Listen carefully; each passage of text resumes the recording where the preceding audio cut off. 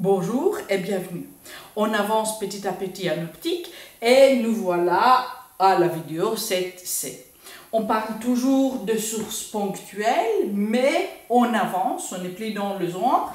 Ce qu'on voit, c'est finalement, on va répondre à la question que va-t-on, qui va quoi. Ça, c'est une façon cachée, si vous voulez, pour moi, de vérifier si vous connaissez votre théorie, que finalement la lumière en optique géométrique va voyager en ligne droite, d'autant qu'on est dans un milieu qui est homogène et isotrope. Comment on va voir qui va quoi? Ben, on va essayer de relier deux objets et deux sources avec les yeux. Attention, les sources vont donner de lumière, alors on va chercher une liaison directe avec l'œil de la personne. Par contre, les objets, pour être vus, ben, il faut finalement d'avoir de la lumière réfléchie, de la lumière qui vient d'une source. Par exemple, si je ferme ici en fait les couteaux derrière deux parois, ben, personne ne va voir les couteaux parce qu'il n'y a pas de lumière qui va arriver jusqu'au couteau. Il n'y a pas finalement une source tout près du couteau. Alors, commençons par la lumière orange. La lumière orange, ben, il y a une ligne directe pour arriver à Monsieur A. Alors, Monsieur A va voir bien la lumière orange. Qu'est-ce qu'il en est pour Madame B? Je vais prendre la plus grande latte. Madame B, à l'occurrence, ne voit pas vraiment la lumière orange parce qu'il y a là un obstacle qui est opaque, alors elle ne verra pas finalement la lumière orange. Mademoiselle C, regardons s'il y arrive. Ben, en fait, comme c'est fait, on peut dire que ça arrive en fait tout juste là à son œil, alors on peut dire que ok, ça arrive. Maintenant, passons à la lumière rose. La lumière rose n'a pas finalement de connexion directe avec Monsieur A parce que il y a des obstacles opaques dans les chemins. Avec Monsieur B non plus, c'est trop près, alors ça va sortir quelque part ici. Monsieur B ne verra pas la lumière rose. Et Mademoiselle C non plus, il n'y a personne qui ne voit la lampe rose en elle-même, mais peut-être il y aura, on verra, une réflexion sur certains objets. Alors, regardons ce qui se passe pour la fourchette. Alors, sur la fourchette, il n'y a pas vraiment en fait de lumière rose, peut-être un tout petit peu. Alors, ce que je vais faire, je vais dessiner à la fourchette parce qu'il y a vraiment en fait très peu de distance ici où ça peut passer un peu de lumière rose. Et si ça s'est réfléchi finalement vers ses côtés, ça c'est la réflexion. Alors, ni Mademoiselle C, ni Monsieur A vont voir finalement la fourchette rose. Et Monsieur B, vous imaginez, non plus.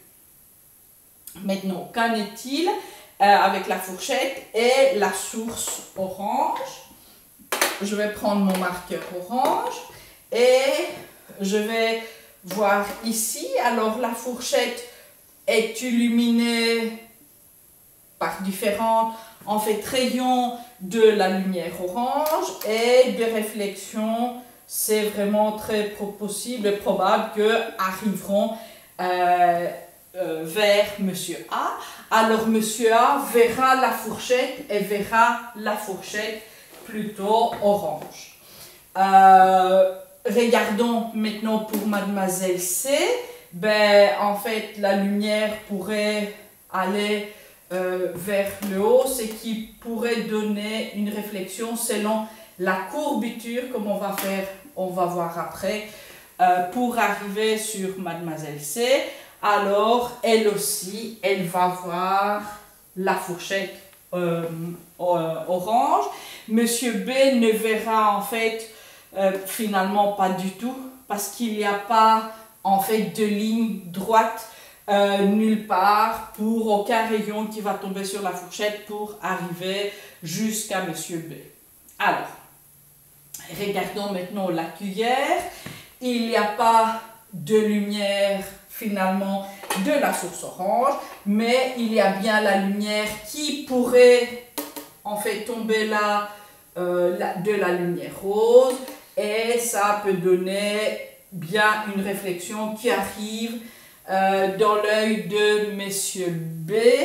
Alors ça va être comme ça. Pour Mademoiselle C, il n'y aura pas de cuillère, ni finalement pour Monsieur A, parce que toutes les lignes qui vont de Monsieur A à la cuillère, ça ne va pas. Alors, il n'y a pas. Et finalement, regardons le couteau. Le couteau, finalement, c'est le même cas que la cuillère. Il y a bien, en fait, des lignes. Le couteau sera illuminé par la source. Comme ça, faisons. Par la source rose. Alors, Madame B va voir bien la cuillère, mais les autres ne voient pas la cuillère parce que finalement, ça n'arrive pas jusqu'à leurs yeux. Maintenant, si on prend en compte pas seulement la réflexion spéculaire, mais la réflexion diffuse, c'est aussi possible, on peut justifier que finalement, il y a aussi une toute petite partie, en fait, tout juste ici, disons, de la fourchette qui est vue par Mademoiselle C en rose. Alors, pour Mademoiselle C, on a dit qu'elle voit la fourchette orange. Je peux ajouter et un peu rose. Je vous rappelle que ce qu'on a dit tout à l'heure, que si par exemple on ferme ici de sorte qu'il n'y a pas directement de lumière qui arrive sur le couteau de la source rose, personne ne verra le couteau même s'il y aurait une personne là. Alors pour vous montrer, je vais faire une petite ouverture ici. Voilà, je vais mettre un œil. Et maintenant, je vais effacer un tout petit peu ici le parcours, par exemple, pour faire quelque chose, une paroi comme ça. Alors, maintenant, il n'y a pas de la lumière qui vient de la source. Là, la lumière qui va venir ne va pas aller sur le couteau, va aller sur les parois qui ne réfléchissent pas. Alors, en fait, cet œil-là ne voit pas les couteaux, même si le couteau est devant. Pourquoi? Parce que le couteau n'est pas illuminé. Alors, ne voit pas le couteau, car celui-ci n'est pas illuminé.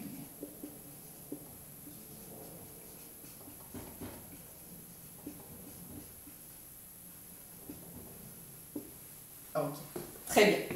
Alors, maintenant qu'on a vu ça, je vais vous laisser avec un petit défi. Je vais dessiner quelque chose de semblable et c'est à vous de me dire qui verra quoi. Alors, je vais effacer. Ça va toujours être dans une boîte noire, ça veut dire pas de réflexion de parois. Ça fait l'affaire un peu plus facile. Alors, vous me faites un tableau comme ça avec différents objets. Alors, je mets de nouveau 3 personnes.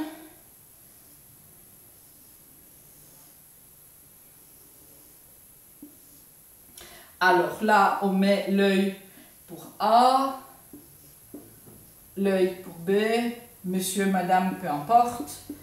Et là, l'œil de C. Je vais mettre différentes parois pour cloisonner des choses.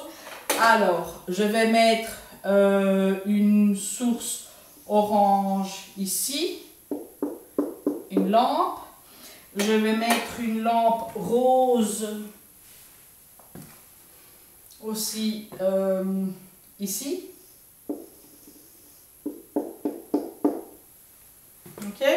Et je mets 3 objets. Je vais mettre un cube.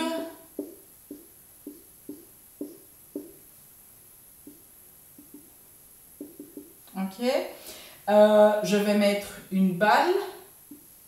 Ici, la balle. Et je vais mettre une pyramide ici.